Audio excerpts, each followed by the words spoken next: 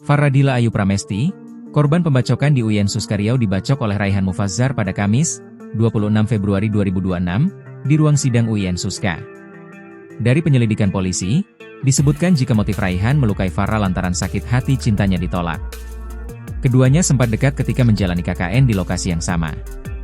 Raihan disebut baper dengan kedekatannya bersama Farah dan merasa kecewa ketika korban ternyata tidak berniat lebih. Namun setelah beredarnya narasi tersebut, kini justru beredar video kedekatan Farah dan Raihan yang memang seperti orang pacaran. Hal itu terlihat pada postingan di akun TikTok Raihan yang memperlihatkan foto dan video mesra mereka. Meski sudah bermesraan dengan Raihan, namun Farah tidak menganggap itu sebagai pacaran. Farah pun kemudian memutuskan hubungan terlarang mereka hingga membuat Raihan murka. Hal itu diungkap oleh Kasat Reskrim Polresta Pekanbaru, AKP Anggirian Diansyah. Bisa dibilang si pelaku ini memiliki harapan atau perasaan lebih terhadap korban. Namun korban tidak menanggapinya dengan yang diharapkan sesuai dengan keinginan pelaku. Mungkin bahasa sekarang hubungan tanpa status, jelasnya. Pelaku kesal karena kedekatan mereka selama ini tidak dianggap spesial oleh korban.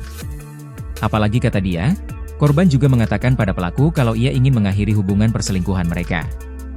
Sementara itu kekasih Farah, Ferdi tampaknya baru tahu kalau dirinya dikhianati oleh korban. Ia bahkan mendoakan agar Farah bisa segera pulih. Ferdi juga sudah membelikan baju lebaran bahkan tiket mudik lebaran untuk Farah.